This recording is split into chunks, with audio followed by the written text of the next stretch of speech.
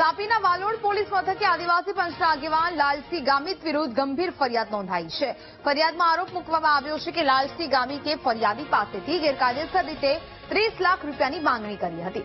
લાલસિંહ ગામિતે દાદરિયા સહિત વાલોડ તાલુકાના અનેક ગામોમાં વિકાસના કામોમાં ભ્રષ્ટાચાર થયો હોવાના આક્ષેપ કર્યા હતા। આ અરજીને આધારે તેમણે ફરિયાદી પાસે પતાવટ પેટે 30 લાખ રૂપિયાની માંગણી કરી હતી। સામાજિક કાર્યકર તરીકે ઓળખાતા લાલસિંહ ગામિત સામે આ ગંભીર આરોપો બાદ પોલીસે કાયદેસરની કાર્યવાહી શરૂ કરી છે। આ ઘટના વાલોડ વિસ્તારમાં ચર્ચાનો વિષય બની છે।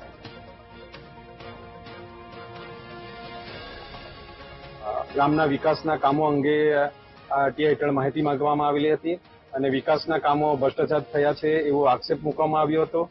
એ બાબતે ઘણીવાર તાલુકા પંચાયત કચેરી, જિલ્લા પંચાયત જઈને આવેદનપત્રો અને આંદોલનો કર્યા હતા।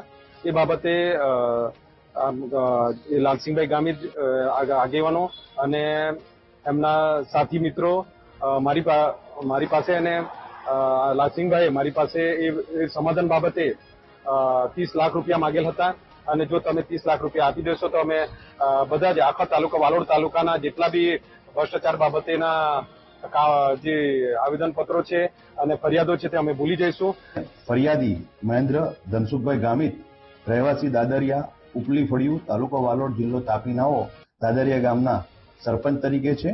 તેઓએ આ કામના આરોપી લાલસિંહ છગનભાઈ ગામિત, રહેવાસી કોસંબિયા, તાલુકો વાલોડ, જિલ્લા તાપી નાઓ વિરુદ્ધમાં દાદરિયા ગ્રામ પંચાયતના વિકાસના કામોમાં થયેલ ભ્રષ્ટાચાર થયેલ આક્ષેપોવાળી અરજી અનુસંધાને આ કામના આરોપી લાલસિંહભાઈ છગનભાઈ ગામિત કે જેઓ આદિવાસી પંચના આગેવાન છે, તેમણે આ કામના ફરિયાદીને તેઓએ કરેલ ભ્રષ્ટાચારના આક્ષેપો સામે તાલુકા પંચાયત કચેરી વાલોડ ખાતે કોઈપણ પ્રકારની રજૂઆત નહીં કરે અને તેઓ પર કોઈપણ પ્રકારનું દબાણ નહીં લાવે એ અનુસંધાને રૂપિયા 30 લાખ બળજબરીથી કઢાવી લેવા માટે માંગણી કરેલ।